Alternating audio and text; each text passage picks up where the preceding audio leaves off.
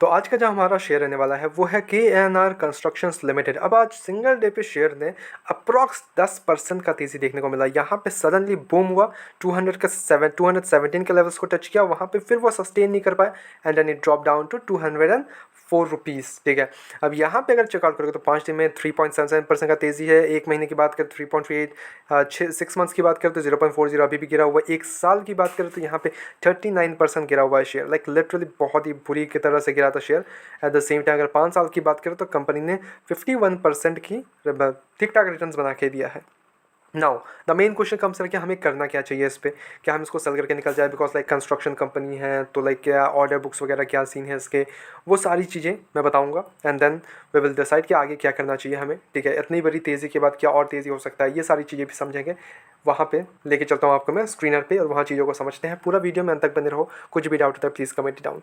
ठीक है, सी अगर कंपनी का जो ऑर्डर बुक हमें देखने को मिल रहा है अभी के तौर पे, वो देखने को मिल रहा है 8,305 करोड़ रुपीज़ का। ठीक है, एज ऑफ FY26। ठीक है, यहाँ पे हमें अप्रॉक्स 8,000 करोड़ का ऑर्डर बुक देखने को मिल रहा है और ये टारगेट कर रहे हैं अप्रॉक्स 10,000 to 12,000 करोड़ का ऑर्डर बुक। ठीक है, न्यू ऑर्डर्स फॉर FY26।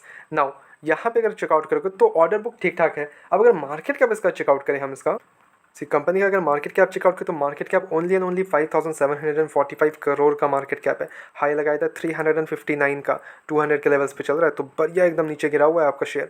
ठीक है, तो यहाँ पे हमें इसका ऑर्डर बुक यहाँ से 3 to 4 टाइम्स होते हुए देखने को मिल सकता है इन सून।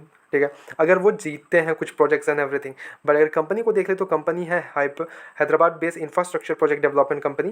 ठीक है, EPC service and segment such as roads and highways, irrigation and urban water infrastructure management.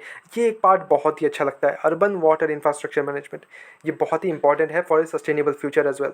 Company का जो पी वगैरह है वो काफ़ी ज़्यादा अंडर वैल्यूड है शेयर। 5 का पी चल रहा है, इंडस्ट्री पी अगर चेकआउट करें तो 20 का है, 20 का इंडस्ट्री पी, तो अच्छा खासा अंडर वैल्यूड शेयर है। कंपनी का जो डेप्ट है वो देखने को मिल रहा है 1,849 करोड़ का, जो डेप्ट इक्विटी बनाता है 0.41। बैलेंस शीट में चेकआउट करें तो कंपनी के पास यहाँ पे रिजर्व है 4,485 करोड़ का और ये कॉन्स्टेंटली अपना रिजर्व्स इंक्रीज किए करते जा रहे हैं। Pretty great thing for a company. Okay, PG ratio 1 के अंदर है, 0.12। ऑपरेटिंग मार्जिन 34% पे ऑपरेट करी और 10 साल का रिटर्न देख ले तो 14% का रिटर्न है। तो डेप्ट के कारण अभी के लिए फेलियर के चांसेस ना के बराबर हैं। क्वार्टर रिजल्ट अगर चेकआउट करें कंपनी के तो यहाँ पे हमें 613 करोड़ के सेल्स देखने को मिल रहे हैं।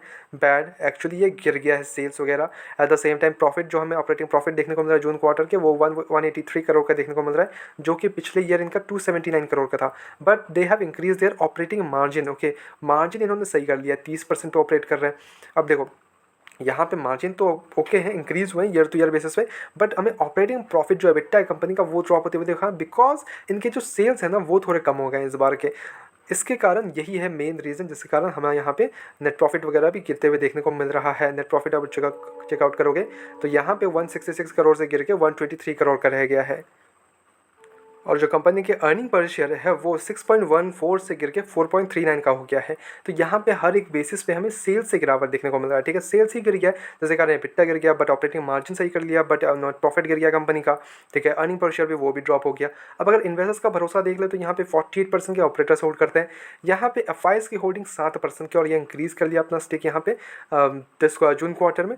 DIs का स्टेक यहाँ पे 25% हो चुका है, जो कि पहले इनका 33% का स्टेक था। Then they reduce it to 30, then they reduce it to 29, then they reduce it to 28, then they reduce it to 25% का अभी DIs के पास स्टेक है। एट द सेम टाइम उधर पब्लिक ने माल खरीदा है और ये पब्लिक कॉन्स्टेंटली खरीदते जा रही है, यानी कि हम जैसे लोग पब्लिकली इंक्रीज़ किए जा रहे हैं इसको। ठीक है, 19% का स्टेक अभी पब्लिक के पास है। नाउ हमें इस पर क्या करना चाहिए? सी कंपनी कोई बुरी नहीं है। ठीक है, काफ़ी अच्छा खासा इसका इंफ्रास्ट्रक्चर प्रोजेक्ट्स वगैरह काफ़ी अच्छा खासा है, बट जो भी इंफ्रास्ट्रक्चर अगर देखोगे तो काफ़ी स्लो मूवर है ये सारी। अब इसको पकड़ लो, आप NCC को पकड़ लो, काफ़ी स्लो मूवर है। ओके, एक कॉन्स्टेंटली कुछ रिटर्न्स ही देते हैं, तो ये काइंड ऑफ स्लो मूवर है। ओके, तो यहाँ पे मार्केट कैप वगैरह भी छोटी कंपनी देखने को मिल रही है। यहाँ पे फ्यूचर ग्रोथ सही है, ऑर्डर बुक वगैरह यहाँ पे हमें बढ़ते हुए देखने को मिल रहा है, which is a pretty great thing.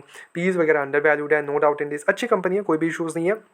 Results वगैरह थोड़े गड़बड़ाए हैं, बट हमें नेक्स्ट क्वार्टर देखना पड़ेगा, नेक्स्ट क्वार्टर कैसे रिजल्ट्स होते हैं, बिकॉज हमें सी और एक चीज़ यहाँ पे मेंशन करना चाहूँगा।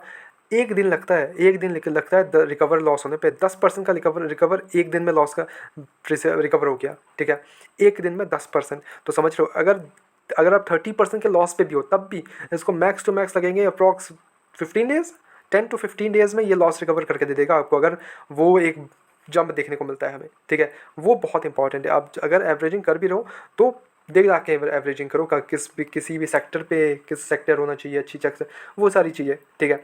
नाउ इस कंपनी पे अगर आपको एवरेजिंग करना है, go ahead to the averaging, कोई इशूज़ नहीं है, ठीक है, कोई इशूज़ लग भी नहीं रहे, it's fine, okay, everything is there.